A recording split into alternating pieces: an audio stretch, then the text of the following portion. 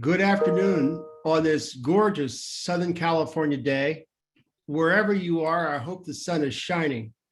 My name is Douglas Haynes, and I'm UCI's Chief Diversity Officer and Vice Chancellor for Equity, Diversity, and Inclusion. First and foremost, I want to thank you and welcome all of you, our undergraduates and graduate students, as well as career staff and faculty employees, for your interest and commitment to safety, and above all, participating in this process to reimagine campus safety. I know it's obvious, but it bears repeating. Safety is integral to the enduring commitment of UCI to inclusive excellence.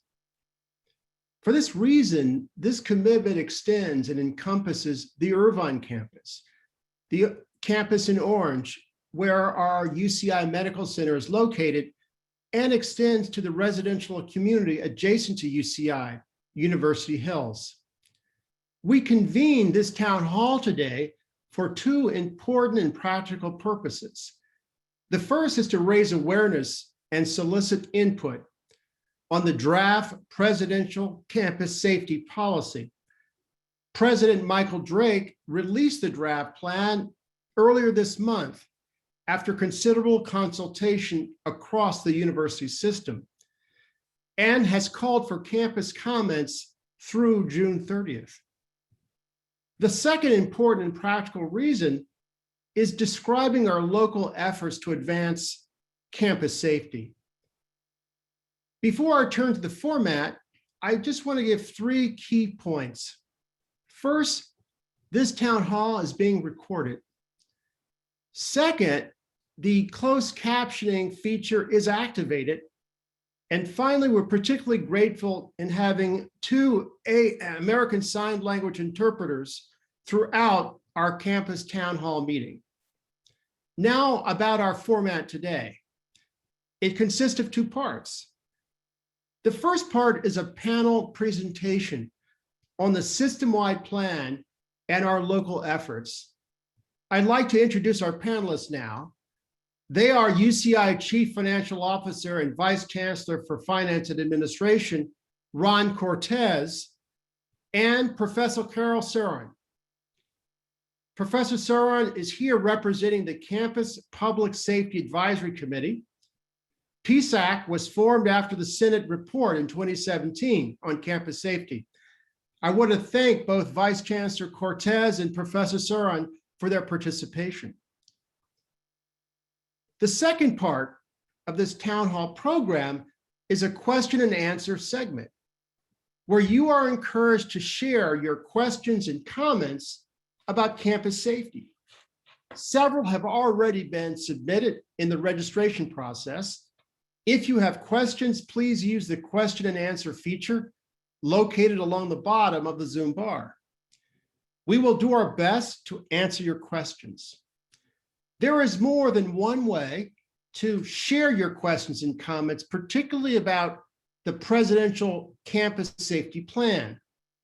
In addition to the question and answer Zoom feature, we will also be making available email addresses for communicating your questions directly to the Office of the President. Now, I'd like to share a slide that provides an overview. So we'll begin by looking at the context of how we got here in terms of focusing on campus safety. We'll then look at the ways in which we are and will continue to engage the campus community to align our sense of safety with inclusive excellence. We'll describe future town hall meetings for this summer, but also in the fall and during next academic year. And then my colleague, Vice Chancellor Cortez, will sort of describe several of the guidelines that are included in the presidential campus safety plan. My colleague, Professor Saron, will then describe the alignment of our own local efforts with the system-wide plan. And finally, I want to describe student input that was a result of two system-wide symposia in February and March to describe the priorities and concerns of our undergraduates and graduate students. And finally, we'll have the question and answer segment where myself, Vice Chancellor Cortez, and Professor Serwan will be available for your questions and hopefully be able to answer your questions. And if we can't, we hope to direct you in the right place for resources. We'll recap and then remind you to share your feedback on the Presidential Campus Safety Plan. And so now let's get started. This slide here really describes how we got to where we are today. Campus safety is a local campus as well as a system-wide priority. In other words, parallel processes towards a common destination. On the right side of this slide, you'll see activity that the campus has been engaged in since 2017, when the Senate committee submitted a report, which subsequently led to the establishment of the Public Safety Advisory Committee. Thereafter, PSAC completed a review of the UCI Police Department and shared their results in February with recommendations. Chancellor Gilman in March reviewed and endorsed those recommendations. Meanwhile, across the system, there has been significant activity, a presidential task force on university-wide policing, a report in 2019, continued activity regarding the task force, and as I mentioned earlier, 2 system-wide symposium in February and March, and that led us to where we are today, the Presidential Campus Safety Plan. And that's why we wanted to call this town hall. In part, we want to encourage you to become aware of the safety plan and also to share your feedback by June 30th. Next slide. This slide here describes the ways in which the campus will continue to engage the campus community to align safety with inclusive excellence. At the first bar, you see that we are soliciting and encourage people to solicit comments on the presidential plan. That is active throughout this month and closes June 30th. We will also be engaged in forming a campus work group on the implementation of PSAC's recommendations. That will be formed during the month of June and July, and we will be communicating to the campuses about our work. Additional progress reports will take place in August. We will continue to consult with the Public Safety Advisory Committee throughout.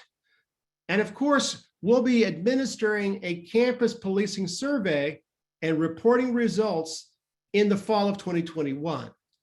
I wanted to share this just to let you know that this attention to the presidential plan is part of an ongoing effort to engage the campus community to create a new model of safety that robustly advances inclusive excellence. Next slide.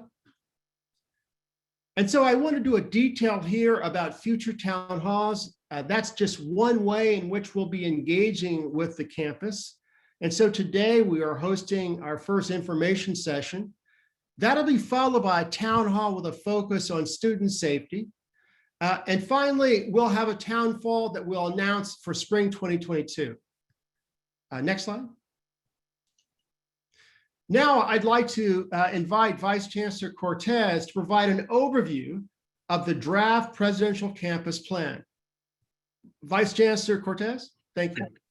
Thank you, Dr. Haynes. Following the Chancellor's formation of the campus-based safety task forces and contributions from 2 consultative UC public safety symposia in February and March of this year, the draft UC Presidential Campus Safety Plan was developed. The Presidential Safety Plan lays out a foundation for transforming UC's culture, policies, and practices to achieve a vision of safety in which all members of the community feel welcomed and respected and protected from harm. President Drake's draft plan has been distributed to all UC campuses for feedback, questions, or comments from June 1st to June 30th, which will be considered in advance of President Drake issuing a UC-wide plan this summer. The draft plan provides outline of guidelines for following 4 key guidelines, along with key actions and estimated completion dates for each. It's important to acknowledge that this plan is not an endpoint for achieving a new vision of campus safety, but is the beginning of the next phase of our collective efforts, and everyone has a role to play. In addition, a new role at the UC Office of the President will track system-wide implementation of the plan. Now, I did want to begin talking to you more specifically about the guideline elements, number 1 and number 2. So number 1 guideline is community and service-driven safety. And as you can see on the table, campus safety policies and practices must reflect the needs and values of our diverse community to be in service to them. The fundamental ideas throughout this plan. Specific strategies and tactics in campus plans will be shaped by a process that includes broad representation of the campus population, including development of hiring procedures and guidelines for campus safety personnel and campus safety procedures. There'll be continuous process and campus engagement of the communities for student, faculty, and staff. Now for guideline number 2, a holistic, inclusive, and tiered response model for safety services. On the table, you can see it says campuses will integrate policing with mental health, wellness, basic needs, and bias, hate response through interdepartmental partnerships and cross trainings. Multidisciplinary teams will triage behavioral health crisis, conduct wellness checks, and safely connect individuals to coordinating care, including health and social support resources. A tiered response model will match a call for service with the appropriate type of response and responders. It's key to the plan. The holistic approach will deliberately integrate campus policing with mental health, wellness, basic needs, bias hate response, other services through interdepartmental partnerships and cross-training. And non-sworn security personnel will be visible, render such services as call foot patrols, providing safe shuttles, walks to the students, staffing events for additional security, diffusing unsafe behavior. The university will prioritize deterrence and prevention of violent crimes over enforcement of nonviolent minor issues, and will reinforce existing guidelines to minimize police presence at peaceful protest. We'll seek non-urgent mutual aid first from UC campuses before calling outside law enforcement. So with that, that's sort of a summary of the guidelines number 1 and number 2.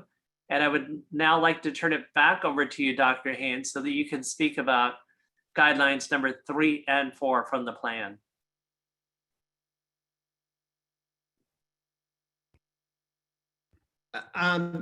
It's pretty clear that these guidelines represent an ambitious undertaking by the University of California, and our campus is very much a part of this process.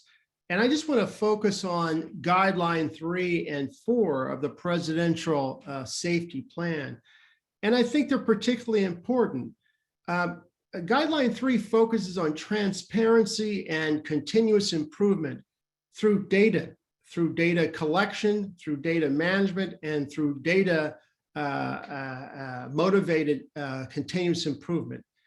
And as the description lays out, campuses will collect and publicly share uniform campus safety data on a UC-wide dashboard to empower the UC community and inform change. And some examples of common information that will be collected include campus safety practices, generate recommendations for best practices, and hold the institution accountable. And so data collection is an important part of realizing this new reimagined model of campus safety. The 4th guideline in the presidential plan is accountability and independent oversight. And that consists of police accountability boards on every campus who will provide a robust complaint and investigation process to ensure that officers are acting consistently with rules, policies, and law. It's noteworthy that the Office of the President will also be designating a full-time position in service to the campuses to do three things: coordinate campus safety, ensure continuous improvement through best practices, and monitor the implementation of the Presidential Campus Safety Plan. And finally, all UC campuses will seek accreditation from the International Association of Campus Law Enforcement Administrators, which is grounded in President Obama's task force on 21st century policing, and continually evaluates and implements best practices for campus safety as part of accreditation standards. Finally, I want to thank Vice Chancellor Cortez for sharing this update about the guidelines of the campus safety plan. And now I'd like to invite my colleague, Professor Saran, who represents PSAC, to describe the ways in which the Presidential Safety Plan aligns with our local efforts through PSAC. Thank you, Vice Chancellor Haynes, for inviting me and giving me the opportunity to share with the community the work that the Public Safety Advisory Committee has done actually over the last several years. Some of you may have noticed that the report that we submitted to Chancellor Gilman was actually submitted prior to the current work that's being done in President Drake's at the level of UCOP. And as Professor Haynes pointed out earlier, the Public Safety Advisory Committee was asked to conduct a thorough investigation and evaluation of public safety on the UCI campus in February. We did so with the understanding that we would be able to bring in an outside expert in campus policing specifically to help guide this endeavor. And after a national search for the appropriate person, we worked with Michael Davis, who's the chief of police at Northeastern, and he also worked in the Obama administration on some of the consent decrees. So he brought a wealth of background and relevant experience to this complex issues of public safety at the UC campus. We asked Mike to do an unvarnished evaluation, an honest and in-depth assessment of the UCI Police Department. And as a consequence of that endeavor, this was all done last year through Zoom. He interviewed all of the senior staff, leadership at UCI, the deans.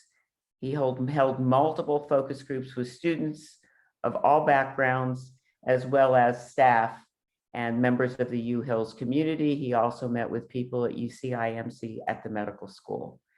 And as a consequence of that, the Public Safety Advisory Committee put forward 4 recommendations that grow out of Mr. Davis's evaluation of UCI public safety. And first and foremost is the proposal that we adopt a mission statement and set of core values that underlies what we as a community mean by public safety. That this should be part of a strategic planning process, and that we should think about this in the broadest terms, which may or may not include the police department as currently configured. So the first goal here is to develop a mission statement, and to engage the community in the types of public safety services that are needed for a diverse community of students, faculty, staff, University Hills residents who bring a range of experiences with police to their time on the campus at UCI.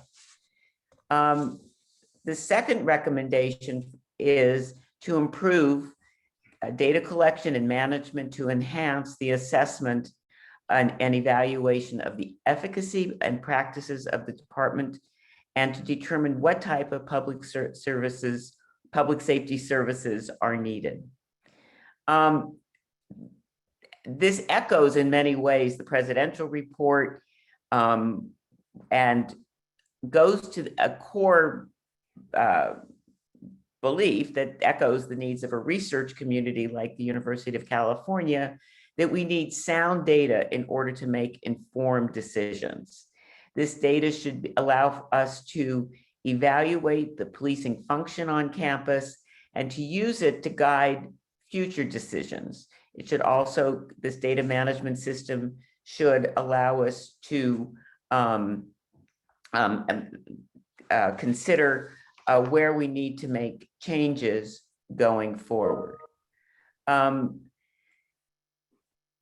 The third, did I miss that?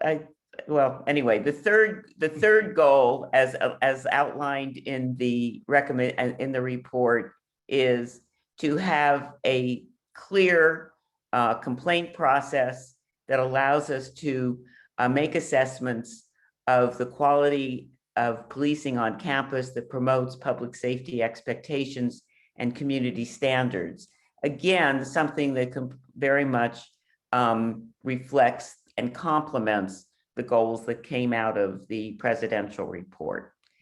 And finally, we seek to establish performance standards for campus policing that are driven by the values that we determine in developing our mission statement and set of core values.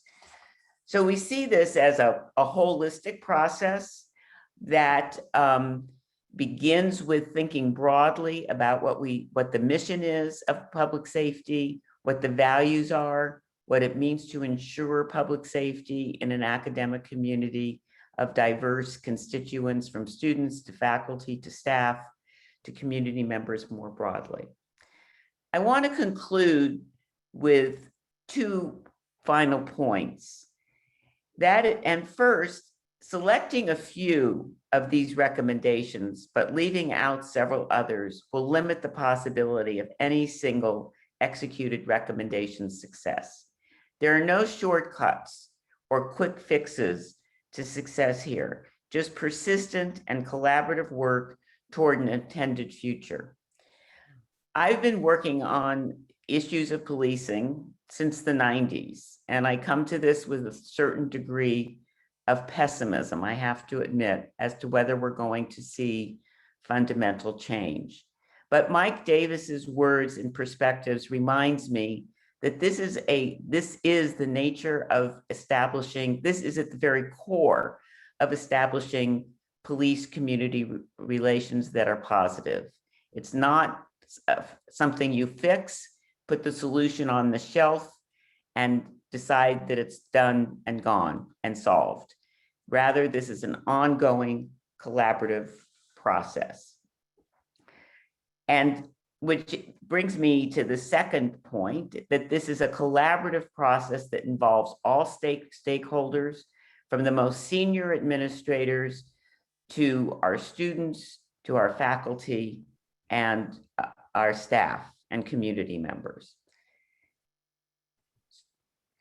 Choosing to have a police department on a campus brings with it then a profound responsibility that requires continual attention. This is not an issue that we're going to solve overnight, but rather we need to think through mechanisms that permit us to be open to change and rethinking what public safety means in a community. Thank you very much, and I'll look forward to any questions later on in the program.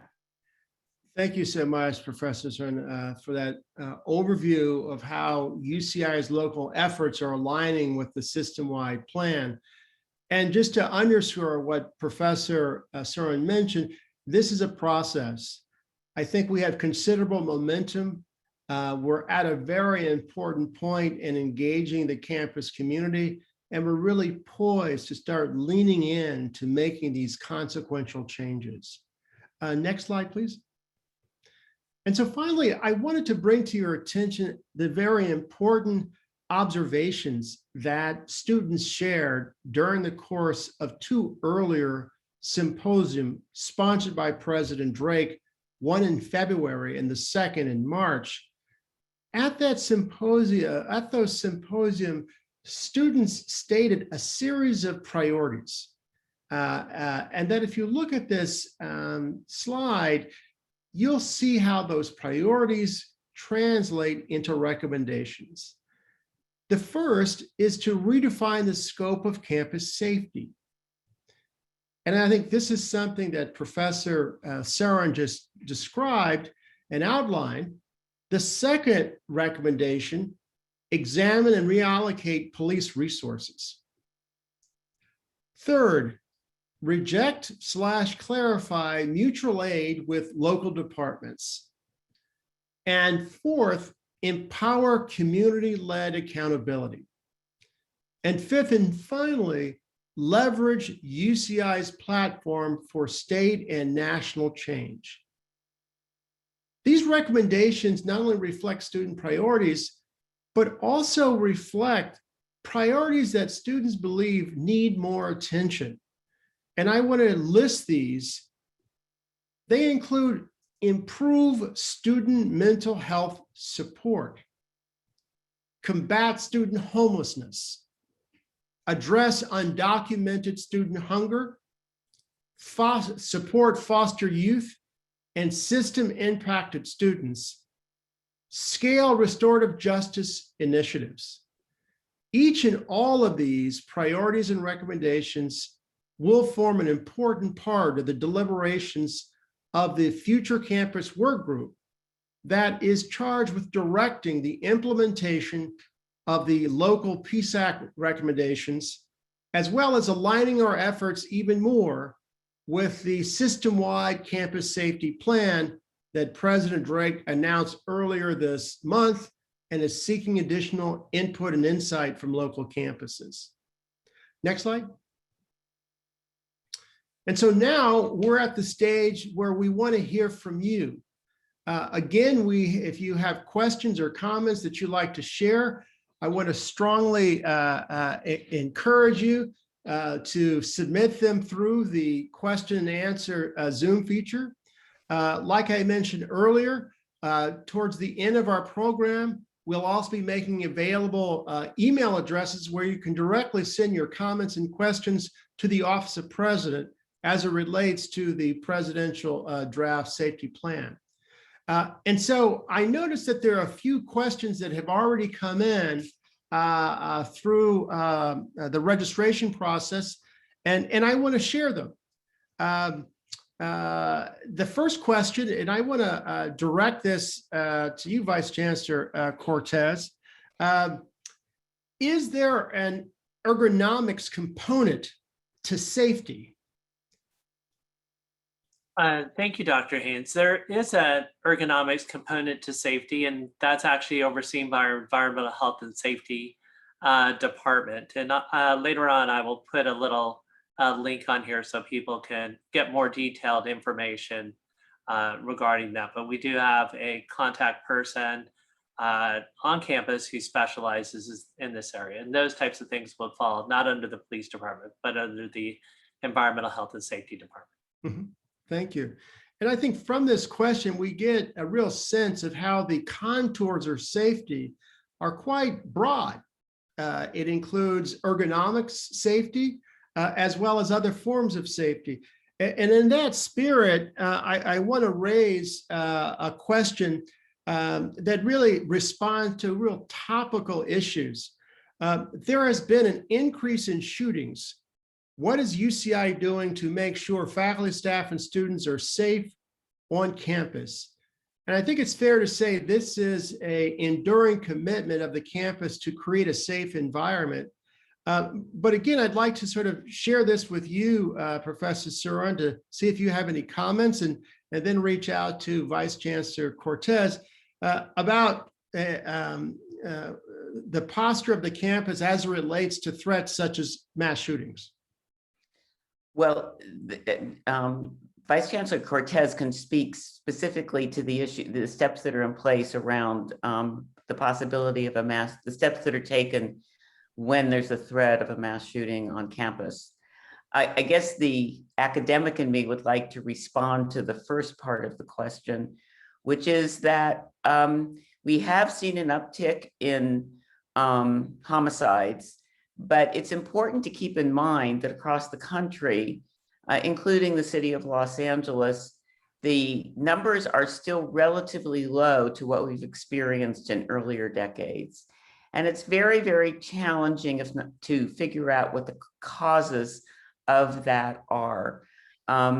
So when you read in the paper that there's an increase in crime and homicides, you need to think about it in a broader historical context and keep in mind that while the numbers are upsetting and any homicide is a horrible event, that nonetheless, the overall crime statistics are still pretty healthy right now, and despite what we've been through in the last year. So I would direct the person who's asked that question to perhaps look at the website of one of my colleagues, Professor Charis Kubrin, who has commented on this extensively. So I guess the word to the wise is read the paper with caution when it comes to these stories. Thank you. Vice Chancellor Cortez, could you weigh in on this question? Absolutely. Yeah, this is actually a very important issue for our campus community and making sure that we offer training in this area. And we, the police officers are really geared to and have personnel assigned to train our campus community, and people can call and set up a schedule, whether they're staff, the faculty, or students, and they will actually go out and provide sort of what are the best practices when something like this were to occur. How do you sort of deal with the situation, and how do you respond? To pre-look at some of the areas in which a person would actually either hide or escape, how that sort of, what's that to look like. In addition to that, we also have, a text to 911 for silent calls to the police department. We have an alert system, the Zot Alert, that sends out immediate notifications in the event of an emergency to notify the campus of any major event. So that's more direction as to what is occurring, what's to shelter in place. And we also have a threat assessment team on the campus who evaluates potential threats to the campus in this area. How does, how much of a threat is a particular incident to the campus community, and what are our responses? In addition, we also installed shot spotters, which are these devices that sit upon the roof of certain buildings on campus that can actually detect gunfire on campus, so the police officers know immediately where to respond to. So there's a lot of things in place, and there's a lot of good information. Once again, I'm gonna put this link here on the line, which talks about what to do in this particular case and how the campus is preparing. But it's a work in progress, and then we're always preparing ourselves and always have new people coming to the campus, and how is it that we can keep our training program going. So Dr. Haynes, I hope that provides a little bit more insight on UCI's program. It really is, and I want to thank you. And I think it's noteworthy that safety is not only multifaceted, but also how the campus prepares is also multi-layered. And at the core of it, and we are an educational institution, is through learning. Learning about how to prepare and be prepared, what are the tools and resources. And so I think those are useful links that are shared in the chat. And of course, consult the Professor Charis's paper to learn more about the sort of waxing and waning of crime in U.S. society. Now I want to turn to another question that came in, and this is from Gina. She's asked, how will work group members be selected to ensure representation from all stakeholders, faculty, staff, students, and a variety of perspectives? And I really appreciate this question because, as I mentioned at the outset of the town hall, the formation of a work group on campus safety is indispensable as we begin to move towards implementing the recommendations of the PSAC report. And I just want to assure Gina and others and those of you who are attending and listening in on this town hall that the work group will represent the broad diversity of UCI. And that includes our employees at Irvine and Orange, our staff and faculty employees, various representative bodies such as the Academic Senate, Staff Assembly, the Decade Council, ASUCI, the Associate Graduate Students, and not to mention organizations on campus that really represent diverse populations. And so we really aspire to be broad because we want to learn from each other. And we want to be sure that the safety model that we ultimately produce is really reflective of all of us here at UCI. I want to turn to another question and Vice Chancellor Cortez, I'm going to direct this to you. It has to do with surveillance cameras. This individual says, I don't feel safe working in the office after hours because there are no surveillance cameras outside the building. To what extent are there surveillance cameras? And are they everywhere? And are there plans to change?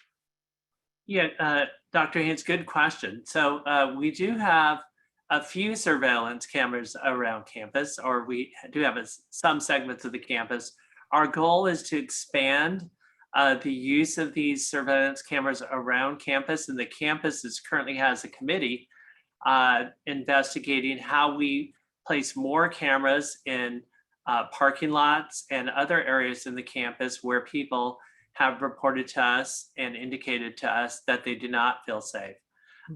So we're looking at that to make sure that we balance privacy concerns with the issue of putting these additional cameras up. But it is our intent to do so.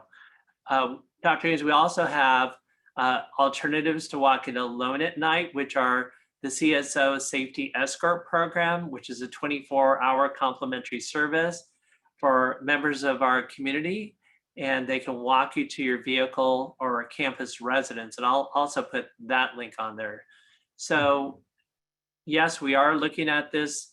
We'll be investing in it, and we just want to make sure we're balancing the privacy concerns of individuals on our campus community. Mm-hmm. Thank you. And there's a relevant or related question that came up from Marbell Gomez-Davison. Hello, Marbell. She's asking, how do we keep our cleaning staff safe?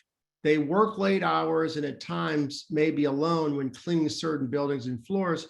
And I would assume, Vice Chancellor Cortez, that the description of the surveillance cameras and the other forms of safety layers encompass all employees, including members of our cleaning staff. Dr. Haynes, that is correct. So it does cover our cleaning staff as well. And it's also one of the things that we're always constantly looking at of how we have reporting relationships. So people always have people that they can call and contact and get escorts if necessary. Mm-hmm.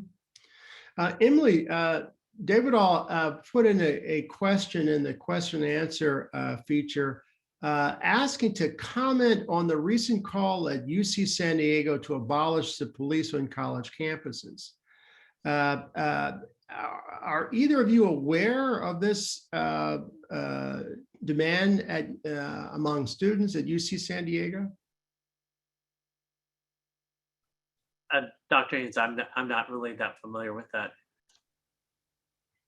There have been calls by students at various campuses, and including UC Santa Cruz, and this certainly came up in the forum that you referred to, the February and March forum among students who expressed a strong interest in a strong commitment to defunding the police. And I think that I can't speak specifically to the UC San Diego demand from students, but in a general sense, what we heard from the students in the fora in February and March is a concern that monies around public safety be allocated to be rethought. So there was this big concern that I think all of us have heard on all of the campuses around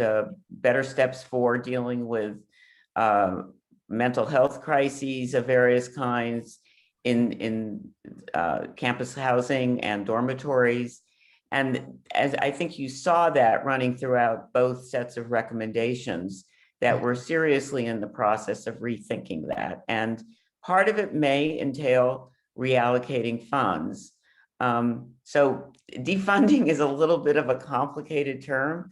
I think some of the other questions we've been hearing suggest that people are very comfortable having some level of formal policing on campus. But that's where I would leave it. I appreciate that. There's a related question from Daniela Alvarez Vargas, and it really has to do with our campus police department and their use of force. And she writes, will the on-campus police department restrict their use of force? That's the question. I worry that my Black family and friends could be subjected to uses of force like chokeholds, tasers, and shootings if they appear to be a threat to someone or are misunderstood. And she adds, I also worry that as UCI enrolls more Black students, that residents in the neighboring areas will call the police on them just because the residents of Irvine are not used to living with Black people and other people of color. And so it's a question about policies and practices about the use of force, but also that question is, I think, informed by just concerns about her family as well as community members. Vice Chancellor Cortez, would you like to sort of respond to this? Yeah, thank you, Dr. Haynes. I think I would answer this one in the fact that I understand this person's concerns. And I think the way that I would respond to that is that it's an important issue, and the fact that we believe that the police department is really part of the campus community. And we begin by really looking at who we hire for our police department and to ensure that we have a diverse, an ethnic representation of our campus community. And then also we believe that our officers are to be out meeting people and having conversations with our campus community. And they do spend a good deal of time doing that so that they know people who are in the community, and they have attend events, and they actually go out and learn more about the community. So that's sort of the foundation.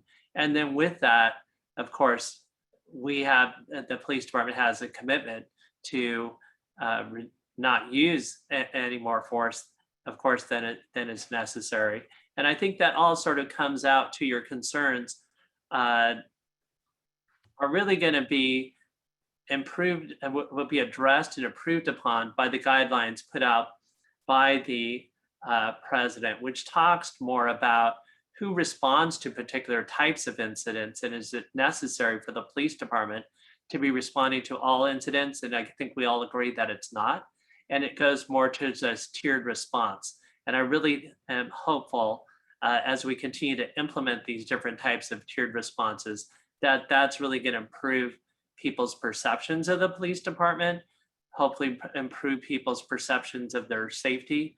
But there, as Dr. Haynes mentioned, earlier, and Dr. Saran mentioned earlier, there's no endpoint, but a continuous process improvement to that. So I hear your concerns, and I believe we're working towards them, and that it'll get better, but it's always sort of a constant, part of our process improvement.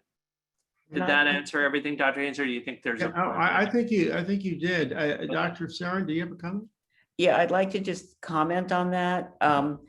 The members of the Public Safety Advisory Committee are extremely concerned about everyone's experiences.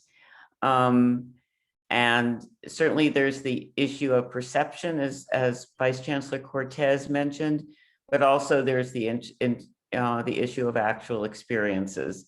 And if anyone in this audience has had an experience that they would like to bring to the attention to the Public Safety Advisory Committee that would help us inform our role as advisors to the community, I would really urge you to do so. I think we can get our website up in the chat.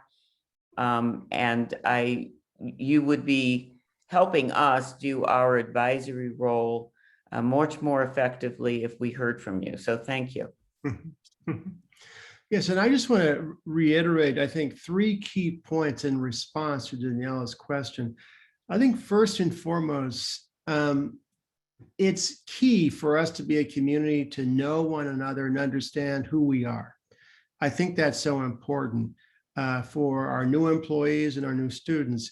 That also extends to our relations with adjacent cities. And so as we think about the presidential campus safety plan, as well as PSAC's recommendations, it's really about the campus determining the model of safety, and not only educating and informing, our students and employees, but also communicating with area law enforcement so they have a better understanding of our practices and expectations as well. I want to move to another question that came up, and it's from, I think we've addressed this, but I just want to sort of be sure to flag it, that Ian Strong posed the question about abolition. That is to say, has PSAC or other working groups considered and or discussed the abolition of the UCI PD as an option to have on the table, right? And so I think earlier you mentioned, Professor Saran, about the meaning of abolition, the meaning of defunding. And so to what extent have these concepts figured in the conversations with the PSAC committee? Well, we have not specifically considered the question of abolition, but we have very much considered and recommended through the report that I mentioned, which is also on our website. And I urge you to look at it and again, share your reactions to it with us, which we will pass on to Vice Chancellor Haynes as he takes up the next steps. We have very much considered reallocating the kinds of services that the police have traditionally handled, where someone like a counselor or a social worker might be a more appropriate person to respond to a particular issue. This came through loud and clear from students in the UC-wide fora that I mentioned earlier. So we haven't considered abolition. On a personal level, I'm a pretty pragmatic person, so I feel like you have to work to make things better. And I'm not sure that UCI abolishing public safety police officers on campus is really a viable solution. The alternative would then bring in, should there be an incident, police from neighboring communities who are good police departments, but don't necessarily have the kinds of sensitivities that we're trying to inculcate in the culture at UCI. So I hope that answers the question. Oh, Or I does- thank you, Professor Soren. I want to move to a question that, again, helps us rethink the contours of safety. One of the first questions I asked was about ergonomics, right? And then Vice Chancellor Cortez provided links for information. But here's a related question. What is our best recourse for handling non-compliant and/or abusive staff? Right? And so that strikes me as a question that is multi-layered, that it involves a work environment. I would imagine that one layer of assistance would be engaging with one supervisor. Still another course of action might include reaching out to the Ombuds office for mediation or conflict resolution.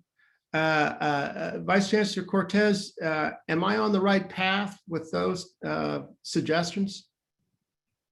Dr. Haynes, yeah, I think you touched on most of them. I also would just point out that individuals can always contact, if they're staff, they can contact Human Resources, Central Human Resources, with those types of issues, and can also contact the whistleblower program for privacy kinds of issues.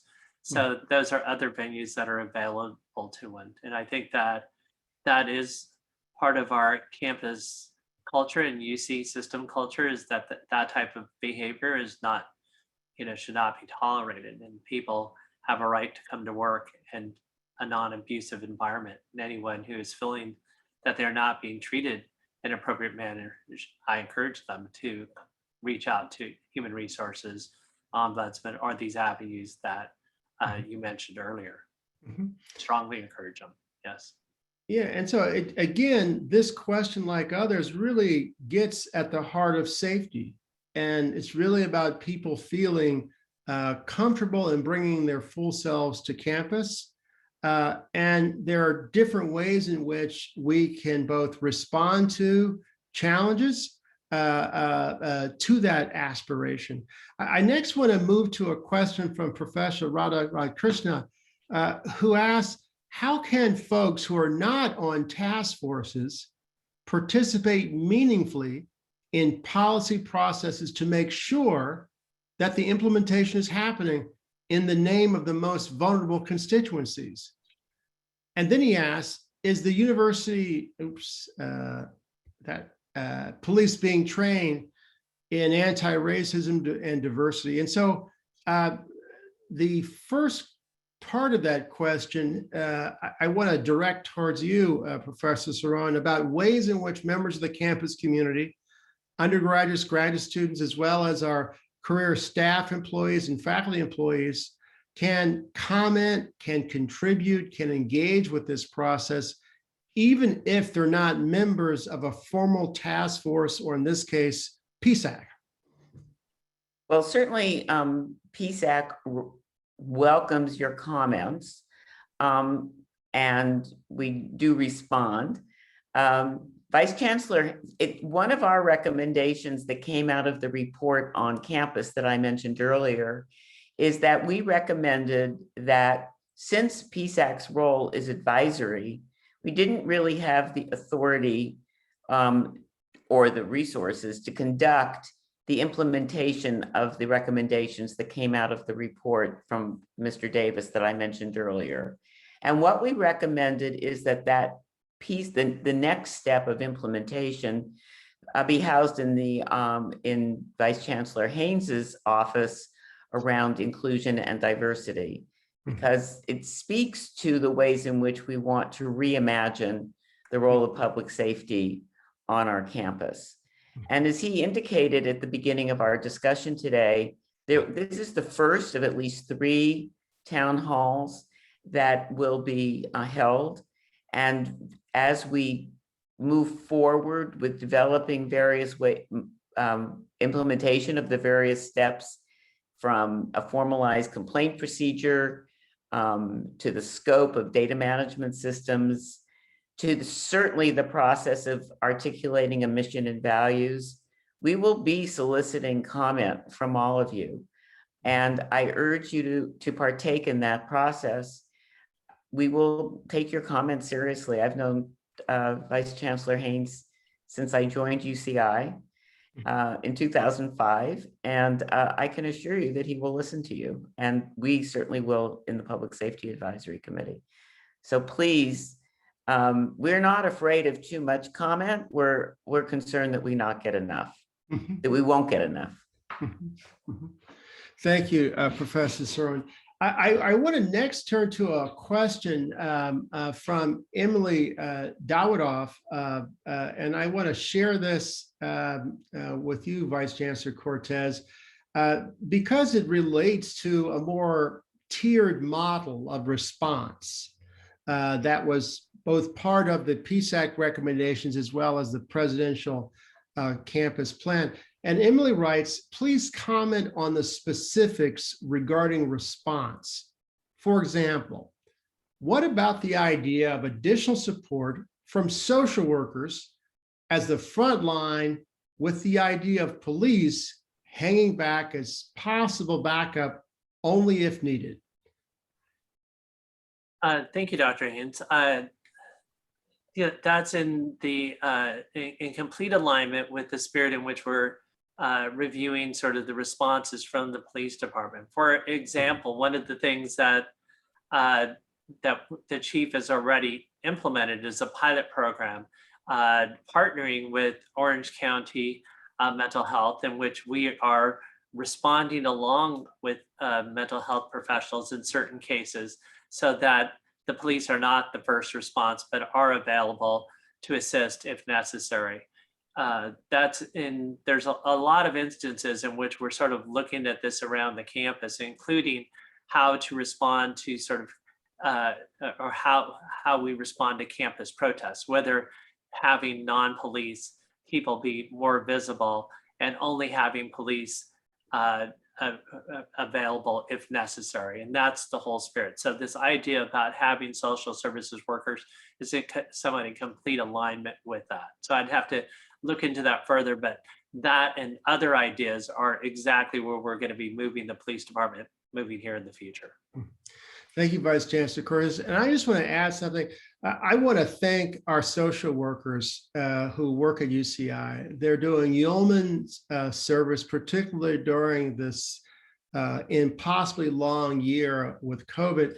And I also want to give a huge thanks to members of our mental health professional community who have been in overdrive. And of course, this extends as well to the terrific heroes and heroines at UCI Medical Center. All of them have really stepped up during an incredibly challenging time. And I think what we've learned is that we have this remarkable capacity. And so I think that that evidence aligns with Emily's idea of really a tiered approach towards responding to different challenges and incidences on campus.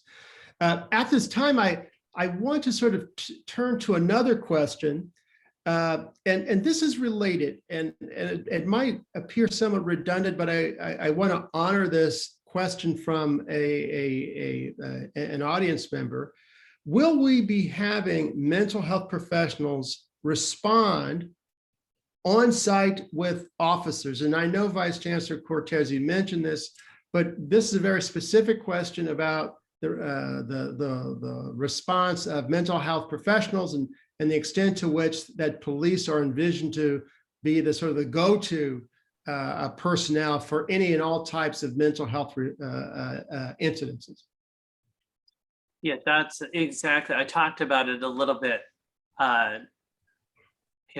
briefly in the earlier question, but we are working with UCI Health and developing a program where a clinician is responding with an officer to a mental health crisis in the field. And so this is something that we've already been doing. The good thing is that it provides the general sort of perspective of having this tiered approach is the police officers are not expert in all of these different areas. And by taking people who have more experience in the officers in this area serves for a better outcome. The chief is completely open to this and completely open to the tiered model. So I think you will see this move forward. It's in a pilot stage right now. And our hope is that we're going to continue to expand this in the future. This is also a model that several other campuses in the UC system are right now piloting. And as the vice chancellors, we're sharing that information to come up with a program that will be work best for each of the campus communities and the system. So I think you'll see a lot more of this. There's a related question and from Shanyuk Shin, who writes, there's a history of police brutality at UC campuses during protests and strikes. And the example they provide is last year, UC Santa Cruz. Please expand on the specific steps that will be taken to minimize police presence during protests and strikes. And if I'm not mistaken, Vice Chancellor Cortez, part of that is our constructive engagement team that really engages with individuals to describe the policies and procedures regarding protests so that they're aware of what they can do and the limits. Are there other ways in which the campus creates an environment for individuals to protest? Yeah, that's a good question, Dr. Haynes. And there are different things that we are looking to improve in the future, but we do have a very strong constructive engagement program. But some of the models that I've seen, and I know we do it here and we can expand upon, is generally if we have a large protest, many times we're able to meet with the people who are protesting in advance, along with the police department, with the leaders, so we can determine what are some of the outcomes, goals and outcomes of the protest, to make sure that everyone is treated is safe, and also they're able to complete what they need to do, and also that the officers are only needed available when needed. And so a lot of this, especially, we're moving more towards, if we have doors that need to be protected for that those not be police officers anymore, that's more replaced with people in constructive engagement. And it's just this whole sort of thought process of, we're a campus community. We know that protest and freedom of expression are a key part of our mission here at the university. How do we do it and conduct it safely? And also, how do we do that with the least amount of police presence as possible? So I think that that's one of the things we've definitely been working on, especially during the pandemic, and talking about sort of some of the issues that have happened and how we can improve those, with a basic core of this sort of constructive engagement. Dr. Haynes. Can I comment on that? Of course, yeah. This is where there's a little bit of a tension between the administration and the faculty. And as I mentioned, we are advisory to the administration and the campus community more broadly. We have recently been asked to actually comment on some revised guidelines for dealing with campus protest events. And I think we really began with a very different premise, which is that protest and protection of First Amendment rights within the context of what it means to speak, to consider time, place, and manner are fundamental rights and core to the university community. So we're in the process now as Public Safety Advisory Committee commenting on those. And we bring a somewhat different perspective, one that is a little bit, so for some of you have taken courses in law, there's always a tension between due process and social control. And we're thinking about this more in terms of due process rights. I'm sure we'll find a sweet spot, but I want to respond to this question because I think it underscores that the Public Safety Advisory Committee has core value is that we do not rubber stamp what we hear from the administration. If we have questions, and I think Vice Chancellor Cortez will corroborate this, we let them know. So we are the voice. We have done our very best to try and be the voice of a diverse community around a range of complex issues, trying to understand communities that many of us did not grow up in, but are trying to be sensitive to. So I think the question really is an excellent question, but it also, I think, gives us a moment to understand that we're not all, there's tension around these issues. And this question makes that very clear. Mhm. Yeah, and Dr. Haynes, I would just respond to that because I think that that's it's sort of, in my perspective, good tension, because the thing is, we don't really, as administration, we don't necessarily have all the perspectives of the entire campus, right? We can't possibly. And we've had, one thing I know with Carol, right? Carol and PSAC will definitely provide us candid feedback, which is really what we're sort of looking for, because that's how we can be better as a campus. And when we develop sort of like, how do we make a construction engagement better? One of our first things was, well, let's take, before we implement any kind of policies, let's take it to PSAC just to get sort of what they're thinking about it, because they do provide the valuable sort of perspective of the campus, of honest, candid feedback, and hopefully together we'll make this a better place for all of the UCI campus community. Mhm. Mhm. There's a question that came in that I think it's a very powerful question, because it's at the heart, I think, of this town hall. It's at the heart of all of the activity that's taking place at UCI, but across the system. And the question reads, how does UCI define safety? And are we discussing safety from external sources of harm or internal threats? And the reason why I think this is a very powerful question, because I think part of this process is actually to come up with the definition that both reflects and represents multiple sources, right? Because I think safety is as much about feeling able to bring your whole self as it is to removing barriers and hurdles to your participation. And so I want to put that question to both of you, Professor Sarin and then Vice Chancellor Cortez, about how do we define safety? And that can be an open-ended question or as specific and tailored as you like. That's a really complicated question. I am a retired professor, but as someone who has taught for many, many years, and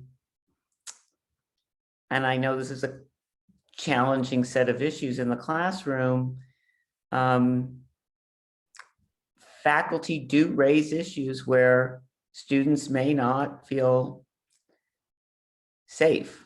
And there are huge numbers of debate. There's a huge wide-ranging debate on how we address this. And it's, there are words that are historically used that are no longer used, that are in documents that can be offensive.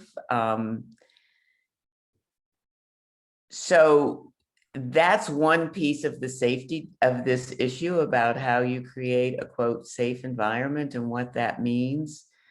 And faculty do not agree on what that means. So that's one piece of it.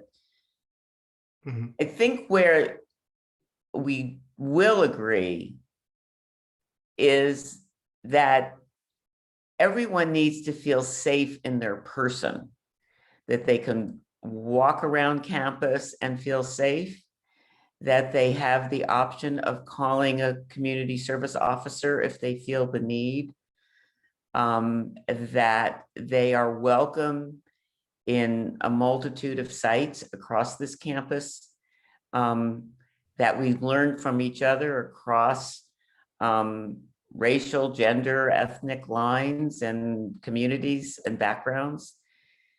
So we must have a fundamental commitment to feeling safe as a person in our communities.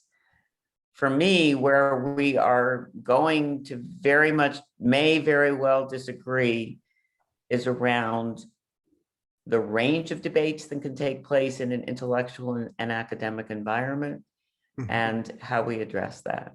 I don't know if that's what the questioner had in mind, but that's what immediately comes to mind for me.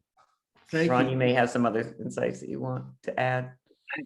Yes, Dr. Haynes and Carol Saron. That's it, Dr. Saron. It's, I guess it's a very interesting question that I don't think ever has, a definitive answer. It's sort of one in process. I think that's always sort of evolving. But I do think some of the basic sort of premises of safety would be one's sort of physical safety. And of course, and it's not just that. We have to be better than that as a campus community, because I think that also people have to feel sort of safe in their environments, safe to speak and share, their views and their viewpoints and listen to other viewpoints. And I do think that that's sort of this evolution of what we're going to focus on is our campus safety, because it's all in each person's individual perception as to whether they feel safe or not. And how do we have this sort of construct with the campus community that can be supported? So I think that we can always do better. It's sort of an area in the, as we continue to improve. But I think we have to recognize it's not an endpoint. It's a question that constantly keeps evolving. And I think the complexity of a university campus will always make us question what that is and how we can do better.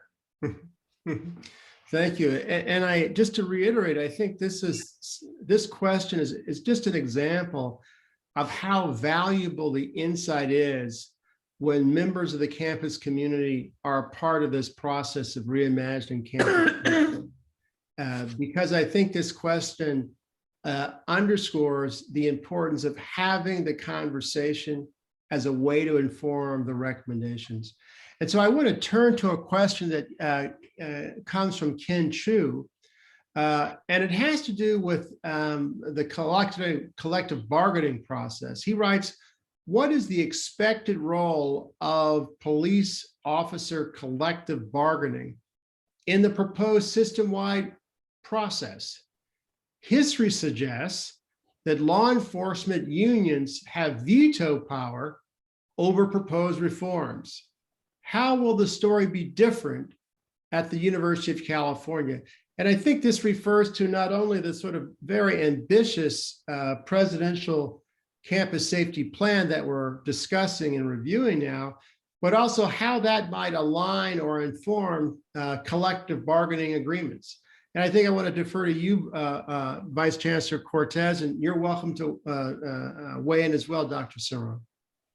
Yeah, I'll start, but Dr. Saron is also very familiar with this and can weigh in. But I think that right now we're getting ready here in the next few months to have this discussion with the Police Officer Association, which is called FUPOA, FOPOA, and the Office of President, the Labor Division of Human Resources.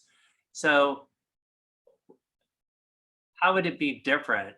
I think it's going to be different this time. I'm hopeful, at least, by having more participation in the process, especially from campuses and campus stakeholders. We're pushing hard that we have representation, maybe even from our own PSAC, on this type of committee, because many of the changes that are being sought after and both the guidelines and some of the other initiatives across the campuses require this kind of discussion. And in order to see real improvement, this is one of the key elements.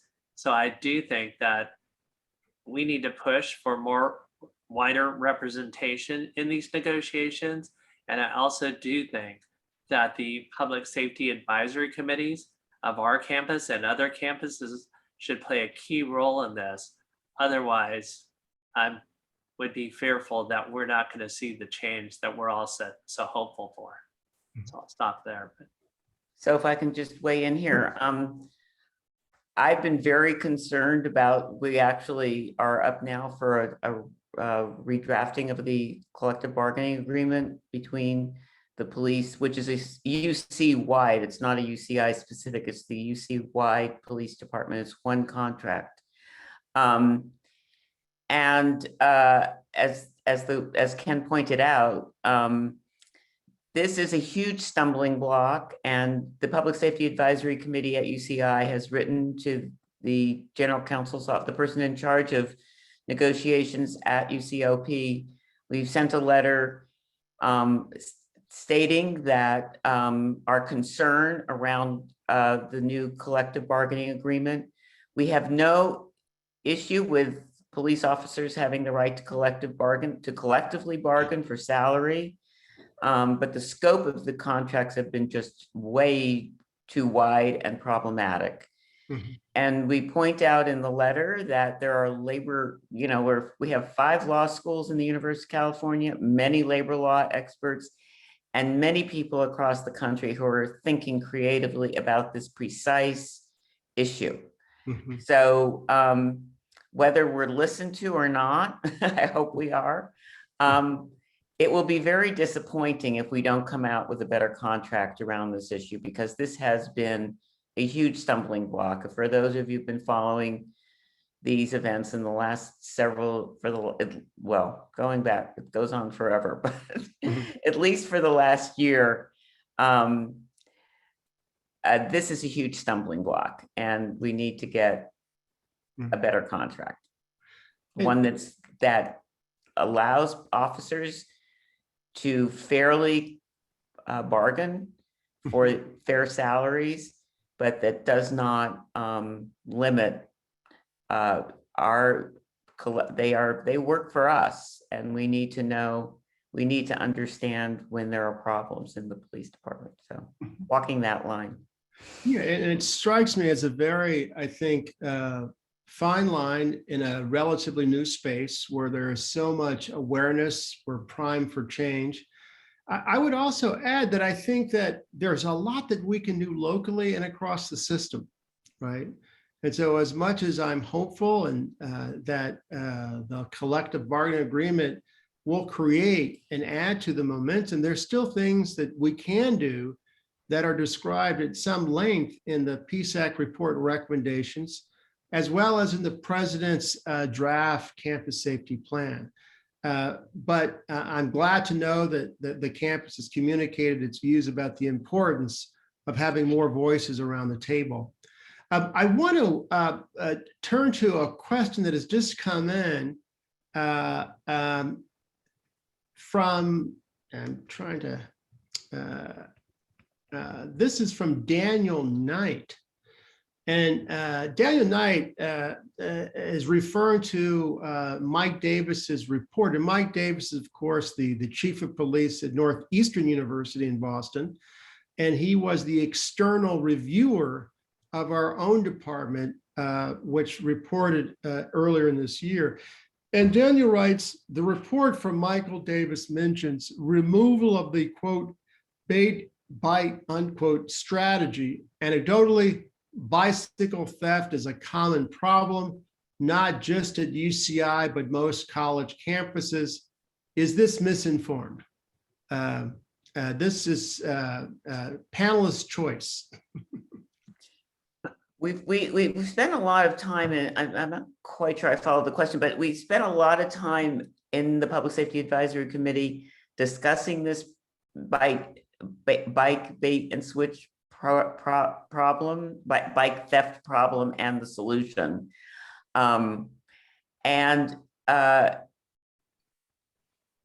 The solution of this bike bait program emerged from complaints from students that they were losing their bikes. I've had graduate students who have lost, anyone who's lost their bike knows this is like for a student, can be a crisis. So, and they're very valuable these days. So and well, certainly to the individual. So we've had an extensive discussion with the chief around this issue. I have to say right now, PSAC has not reached a firm conclusion on whether we think the program is efficacious. I don't know, Ron, do you want to elaborate on it a little, the way Yeah, it there's, works? yeah, I think it's in discussion right now, a bait bike program. There's, the question is whether people are being set up, right, to actually then take these bikes. And that's sort of the question. I've seen these used effectively when I was at UC Santa Barbara. They had a bait bike program. And I know the chief is supportive of this program. And I think that everything has a balance. And I think this is sort of the balance of the bait bike program, which can serve as a deterrent. On the other hand, we don't want to have sort of like an entrapment kind of situation where people are being baited into taking these when they normally would not have done that. And I think this discussion that we're having with the chief and PSAC, I think will get us to the right point, because I think that this could be a problem, right? People stealing bikes, and the problems that we've had with people stealing bikes on campus do not necessarily occur from the students themselves. In fact, almost rarely. The problems that we have are when people come to the campus and steal hundreds of bikes, right? These are like professional people that steal large numbers, and that's who we normally catch. So it sort of has to be this balance. It's in discussion, and I don't think we have a finalized answer yet. Yeah, I just want to underscore that last point that many of the arrests are of people who do this consistent. I mean, this is their MO, and then resell them. And as bikes have gotten more expansive and fancier, it's the better bike, it's the fancier bikes that they go after. So I don't have a good answer. If the person who asked the question has suggestions or thoughts that would be helpful for PSAC's deliberations, I encourage you to send them in, because we're really in a bit of a quandary, particularly since this is an initiative that emerged from student concerns. And we're trying to be, long precedes PSAC and so forth, but that's the origin of it. So anyway, hope that's helpful. I think it is. I appreciate the question and both of your responses, because it highlights how here is a strategy that really responds to a specific challenge that affects many people on campus. And I particularly appreciate how PSAC and the administration is keeping an open mind, right, about whether or not this is a strategy that works. Should it be modified? Should it be changed altogether? But I think it's important that we're engaged in a conversation. I next want to turn to a question that came in from Doug Everhart. And he's really reflecting on our aspiration around safety and the reality. And he writes, the question was asked about how we define and measure safety. And we understand that it is a very complex and layered issue. But in the context of intent versus reality, I truly believe that UCI intends and is committed to a safe campus. But the reality is that according to our National College Health Assessment data, students generally don't feel completely safe on college campuses in the United States. 67% feel safe at daytime, only 19% at nighttime. Or in the community, 52% in the daytime, 17% in the nighttime.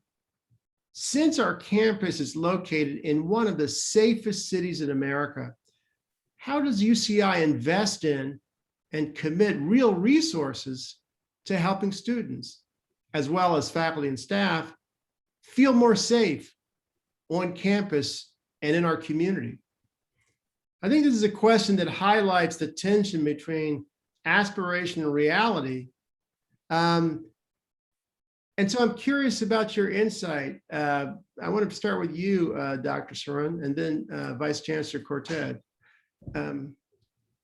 Is Doug onto something, that there is this tension, and how do we reconcile the two? Well, I guess I would start out by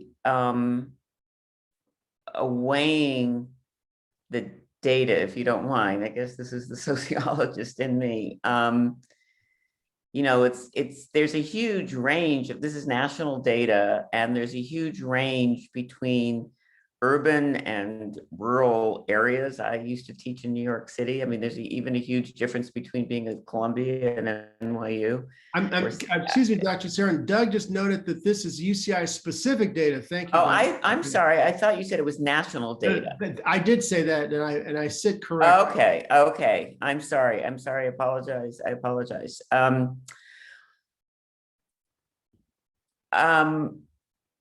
I don't have, to be honest, I don't know if I don't have I need to think about this question.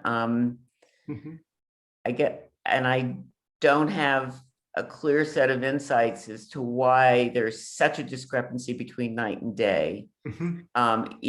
in our community. Mhm. It could be very much a response to the very growing diversity on our campus and our student body, if not our faculty as quickly as we'd like.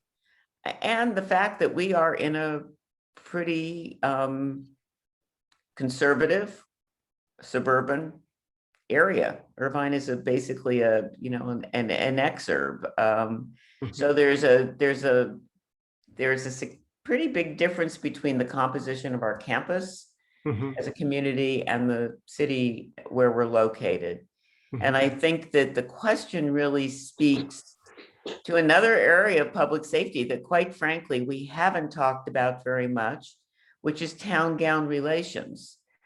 You know, when I lived in New York, you couldn't avoid town-gown relations between the university and the community. And you know, I think that actually, Vice Chancellor Haynes, as we go forward and think through the report and the next steps, this is an issue that the campus really has to work on, is kind of educating and sharing with the community around us Mhm. the ways in which UCI is the future, and we need the composition of UCI is the future. Mhm. And how are we going to work with communities for them to feel comfortable? So I don't know if that speaks to the question. It's just the beginnings of some thoughts. Thank you. Vice Chancellor Cortez? Yeah, I think that's actually a very interesting question. And of course, I would need to see the sort of survey data a bit better too. But it seems to me you have sort of two things. One, we're saying UCI is one of the safest cities in America. I don't have the question up here anymore, but I think that's what it said. Yeah. And then how is that sort of defined? By crime, by what is that? Mhm. And that doesn't necessarily mean all populations within the city feel safe, but Right. it does mean that it's based on crime level. Right. If you took the campus and looked at crime level, our crime levels are probably comparatively across the country are probably fairly low. Mhm. But more importantly, I think the question is very important because it talks about how people feel, right? And it doesn't matter if the crime data is low and people don't feel safe. That's right. And I think so it could be both, right? And it Right. could be that it's very safe and people don't feel safe. Mhm. And I think that I don't know for sure, but I do think Dr. Sarin's point of the fact of the growing diversity of the campus, people have different experiences and how they bring those onto the campus could be impacting those. And I do think that it takes an affirmative response from the campus. If we are committed to a diverse community, that then we have to accept if people don't feel safe, then they're not safe. How do we then help them with that? Right. Right. I really appreciate both your comments because it again reminds us, what is safety and what does it mean? And I completely agree that given the rich diversity of our campus among our staff and faculty employees, our undergrads and graduate students, it very well may mean different things. I think another way of approaching this as well is to sort of looking at safety broadly. When people respond to the question of safety, Are they responding in response to housing insecurity, food insecurity? That might make them feel unsafe, even though they are in a county that's one of the most affluent in the United States, right? So it's a really good question, and one that we'll definitely further explore as we sort of reimagine campus safety. There's another question that Marbella Gomez Davison raised, and it has to do with the presence of UCIPD at different events. And she's referring to, at least in her experience, that I'm curious to learn why so much police presence when Muslim students hold their rallies. Will this practice continue? How can we look at this practice? Who are we protecting or supporting? Having been here over 20 years, I've wondered, right? And so this goes, I guess, to how the campus enables the practice of free speech by our registered student organizations. Vice Chancellor Cortez, is there a basic protocol for determining the scope and scale of the police presence at campus hosted events? Very good question. I think this goes a lot to the sort of what is the perception, and I think the perception is our individual realities. And so I think that when we have a protest that we know about, right, that on the campus that's going to take place in advance, the police chief looks at sort of where this protest could be. We try to contact the stakeholders of the protest, and they try to develop what is a planned response so that we can respond appropriately if necessary.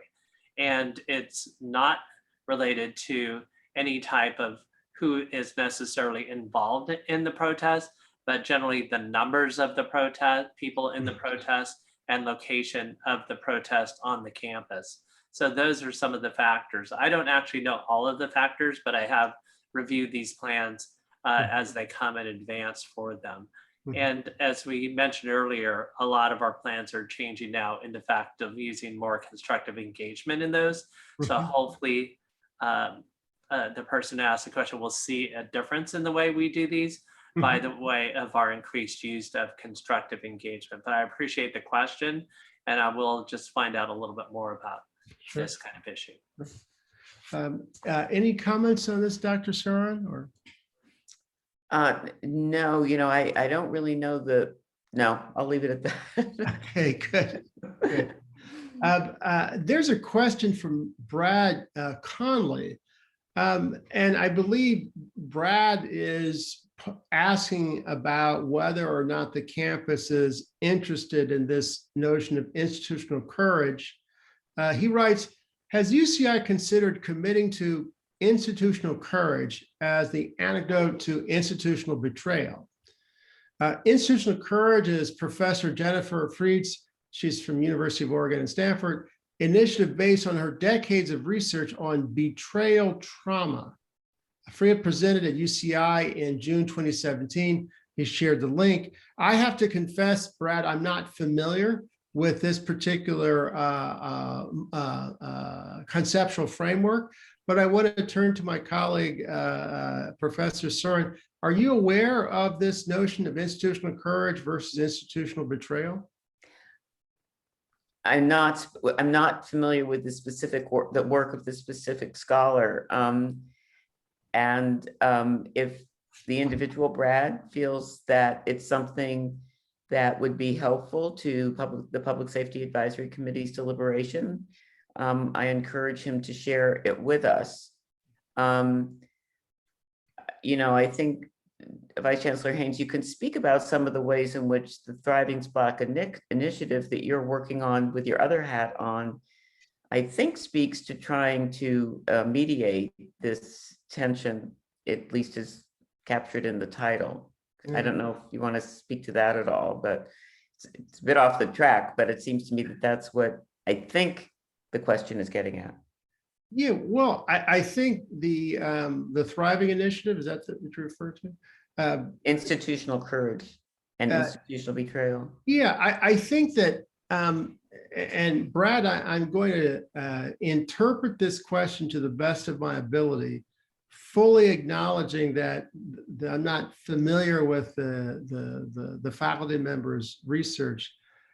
But I do think institutions do have courage, do practice courage.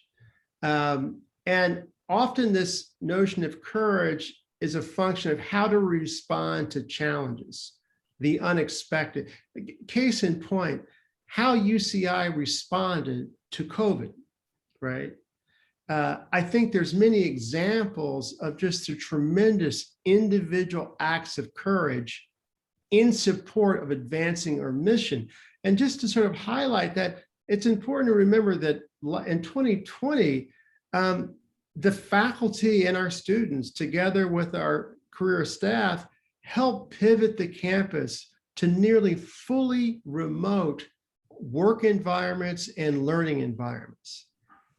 That was new for many people. And that's an act of courage to do something that's is important, but is unfamiliar and may have consequences that you're not particularly aware of.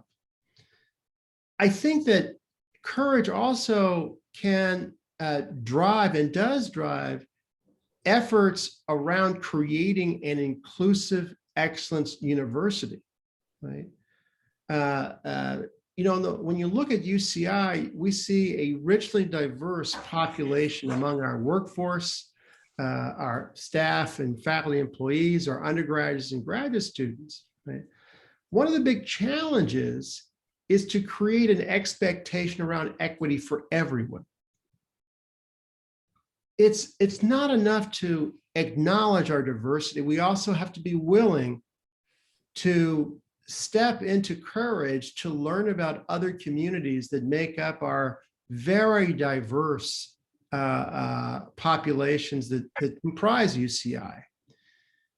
And I think another way of practicing courage is through inclusion. It's not enough to be a campus that has a lot of diverse people. It's as important for us to create a greater sense of belonging for all people, right? And so often the courage comes into opening yourself to understanding about other communities and reaching out. And in reaching out, being prepared to make a mistake, but also seeking to make that connection. And I think the fourth way in which we can practice courage through our commitment to inclusive excellence has to do with free speech. I think the vast majority of us see free speech as a very powerful tool, a core principle of our democratic society. At a university, that sometimes can mean that we are exposed to viewpoints, positions that we disagree with, that we may not be aware of, and indeed may be offensive to us. But I also want to argue that we can use our free speech in promoting inclusive excellence. And that type of practice is a form of courage because it's informed by the idea that we all should expect equity. It's informed by the idea that we understand the diversity of our communities. It's informed by the idea that we contribute to creating a sense of belonging for everyone. And finally, you're using your right, as a member of this community, as a citizen of the United States, to speak on behalf of inclusive excellence. Sometimes we forget that. We are distracted by the offensive speaker, by the inflammatory event. But there's so many people here who engage in this activity. And so, Brad, what I'm going to do is learn more about this notion of institutional courage versus betrayal. But I also hope that you'll also see our commitment to inclusive excellence as a form of institutional courage that supports many people on this campus. It's a work in progress, but I think the more that we do, the stronger that we become at it. There's still a few additional questions that I want to sort of get to.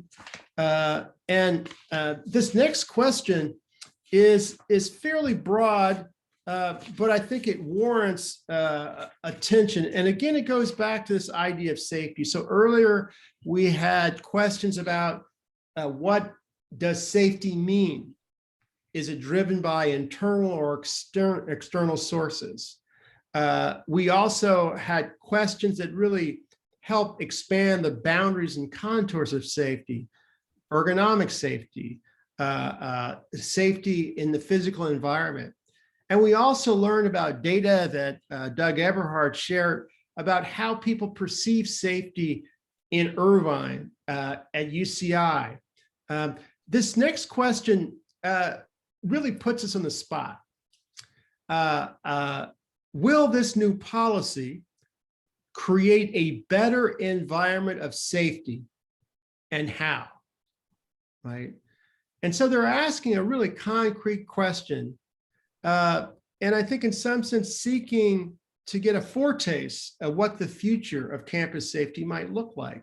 And so again, will this new policy, and I believe the policy refers to our own efforts as well as the system-wide efforts, will this new policy create a better environment of safety, and how? And so I want to turn to you first, Professor Soren, and then to you, Vice Chancellor Cortez, to really ask you, what do you hope for? Well, I'm going to answer that question with 3 points. And the first is that we have built into the recommendations mechanisms designed to speak loudly to issues of accountability and transparency. Mm-hmm. That is that everything from our website, where we report, if you go and explore that, and our examination of, for example, the UCI PD's website and whether and to what extent we like the way the data is presented there. And beyond that, mechanisms to ensure greater accountability to the community that the police serves. But I want to go back to the point that I ended my opening comments with as well. And that is that at the end of the day, this depends upon collaboration. That is, this depends upon a willingness of the citizens of this community, staff, faculty, students, spouses, partners, being part of this process. The Public Safety Advisory Committee cannot do this on their own, and it will take a lot of effort to build open conversations between the police and public safety issues broadly defined and the UCI community.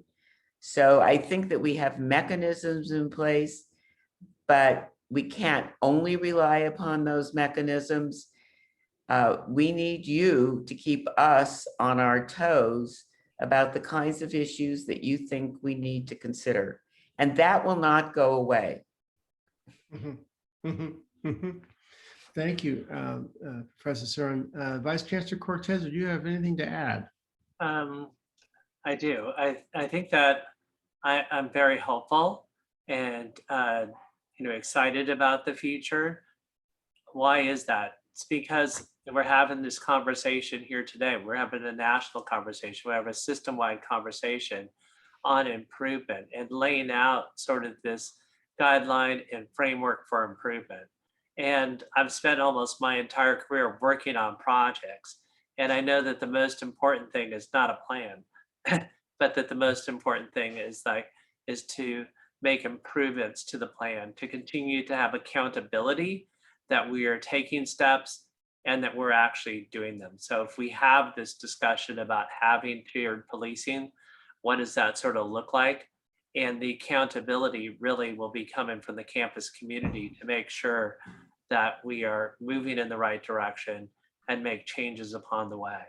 but I also am hopeful. Also, I believe we have Chief Griffin is a great chief and is really open to new ideas. And I think I'm really proud of our UCI Police Department, and I think that they're open to change. And I think together, this is the right moment for us to be moving forward, having this plan with Mhm. people open to the plan and having our campus community hold us accountability Mhm. to the plan. When I say hold us accountable, that doesn't mean the police department. That means our whole campus community. Mhm. And I want to echo both those observations. At the outset, I talked about something that is taken for granted, that doesn't appear to be bear repeating, but I did, and that is that safety is integral to UCI's enduring commitment to inclusive excellence. Paying attention to safety in the broadest sense has so many downstream consequences that can really benefit our commitment to diversity. It could help us grow and diversify our undergraduate and workforce populations. Right? It can make us an even more desirable institution to learn and work in, precisely because we're creating an environment where more people feel that they can bring their whole selves and maximize their potential. And I think it can have another downstream impact in that we're spending more time in learning, in growing, in innovating, and in discovering. And so this question that was shared about what the future looks like, I think is so important to the future of UCI. I notice our time for our schedule is fast approaching, but I see that there's a question from Hobart Taylor. And I should add, Hobart Taylor is a member of the PSAC committee. He's also a representative of the University Hills HRB board. And I want to ask this question, and I might need a little bit of context. He asked, could you address active and explicit consideration as a modus operandi in policing? And I have to confess, what active and explicit consideration means, I don't know. And so I want to sort of defer to both of you. First, you, Vice Chancellor Cortez. Oh, I'm not exactly sure I know that either. I was going to defer to Dr. Saran. Okay, let's do that.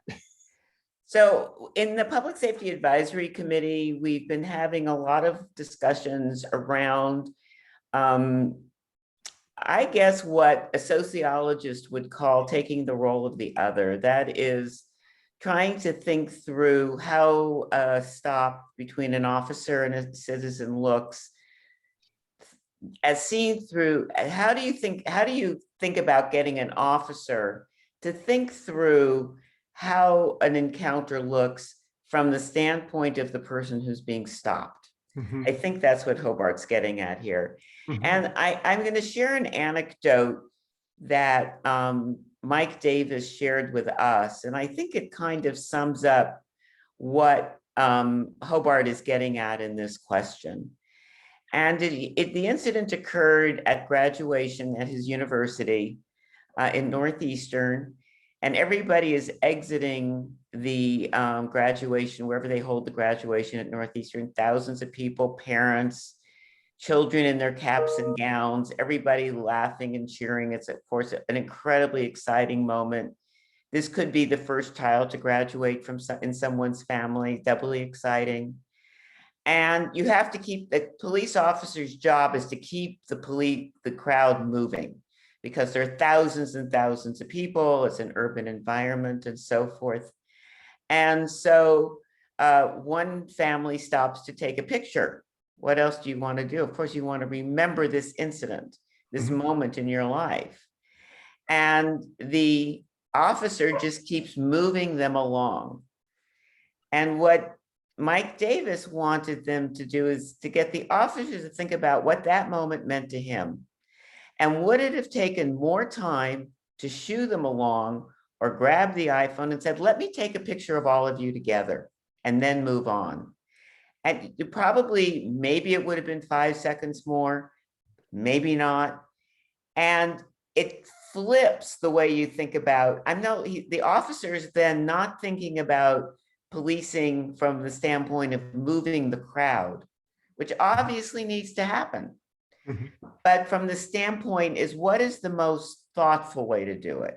What does this moment feel like for that community when they're graduating from college or graduate school or whatever? So I think that's what Hobart's trying to get at. And what we're trying to think about in the context of public safety on campus is, how do we get officers to think about this notion of consideration? How does this look from the standpoint of the person I'm stopping? Mhm. Not just from the standpoint of doing my job, following the guidelines, not breaking the rules. Mm. You know, we always talk about police discretion. There's no amount of rules that you can write where you're not, at the end of the day, a street level bureaucrat is not going to enjoy discretion. That is, they're unsupervised.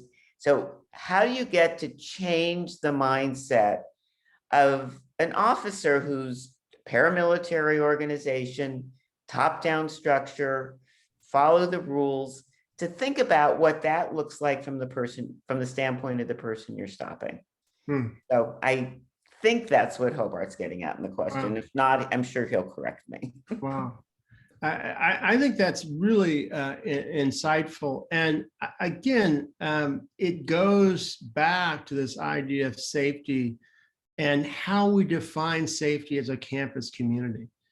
And I think at the end of this process, and certainly at this next stage of the process, we certainly want to bring together a more coherent view of safety, precisely so that all members of the campus community can participate in it, can use their choices, their discretion. I think one key outcome I hope will be that everyone is invested in campus safety, as much as the police department, as well as members of the civilian community here at UCI. And so there's a question that I think I'm going to have this as the last question before we sort of begin the process of signing off. Is from Dao Tran, and he's writing about the spike in acts of discrimination against Asian Americans. More than 50% of the student population are Asians at UCI, and that's certainly a combination of our California resident students as well as our international students. Thank you for not deleting this. Due to increased anti-Asian hate crimes across the world, what has UCI done to help this population? I am Asian, and I don't feel safe walking around campus day or night without fearing someone is going to assault me. And Dao, no one should feel like that. And I want to assure you that this campus takes as a mark of pride its federal designation as an Asian American, Native American, and Pacific Islander serving institution. It's actually quite rare among members of the prestigious American Association of Universities for an institution to have that designation. But that designation, I hope, conveys and communicates our sense of diversity.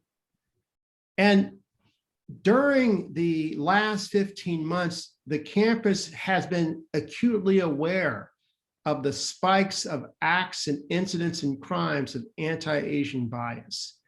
And I'm just going to share a few things that we've done. And I want to preface that by letting you know, I'm sharing these to describe what we're doing, what we have done, but in no way am I attempting to diminish how you feel. First and foremost, in February 2020, our campus was among the first to message that the then president's use of the term Chinese virus was deeply stigmatizing, and that should stop. We were encouraged, coincidentally, that the World Health Organization moved to adopt a totally different nomenclature, COVID-19. We also engaged in both our campus community and external experts to really explore what anti-Asian bias is. And what we've learned is that it's part of the history of the United States, which doesn't make it right. But also it means we need to better inform ourselves, both locally, but also with our community partners. Across the campus in our academic units, there's been ongoing programming to raise awareness, to equip people, but above all, to make it unambiguously clear that anti-Asian bias and discrimination has nothing to do with our commitment to inclusive excellence. And it's for that reason that we work with campus partners, including the police, to be sure that we are both aware and prepared to respond to any acts that may take place. But I want to now invite either Professor Saran or Vice Chancellor Cortez to contribute in response to your question, Mr. Tran. I'll take a quick step. Is that okay, Ron? Do you want to go first? Yeah, or? no, you go ahead, Carol. So the thing that comes through my mind, went through my mind is we're going to get more casual here as Doug was talking, for heaven's sakes, okay? It's Carol, Doug, and Ron. So is we should never waste a crisis. And we have lived through a year of hell. It's been a crisis on so many levels. All of the students in this forum who packed up and went home, had complicated situations of where to study, how to study. It was just an incredibly disruptive year. And it brought to the surface things that we didn't want to acknowledge that were still challenges in American society. One is the point that's raised in this question around incredibly deep-seated anti-Asian sentiments. We've also experienced a spike in anti-Semitic attacks. It's been a really, really rough year, and it's exposed the greatness, the strength of this country and the weaknesses of this country. They are in full bloom and display during the course of this year. And so I guess I would leave us on the note that we shouldn't waste this crisis, but we should build from it to try and take on these issues that have been intractable challenges in American history and somehow put it behind us. Mhm. Mhm. And I would just support what both Doug and Carol have discussed, and of the support and commitment of UCI. When I watch these things, or hear about those things, I can just tell you I'm personally just pained by it because it's wrong from so many perspectives. And I think when we talk about safety, of our campus community and particular people in the community, we did everything that we can and are completely committed. And if there's anything we can do better, you just let us know, because our commitment is deeply there. I want to thank both my colleagues, now I'll use their former titles, Professor Carol Saran, as well as Vice Chancellor Ron Cortez, for being a part of this town hall conversation.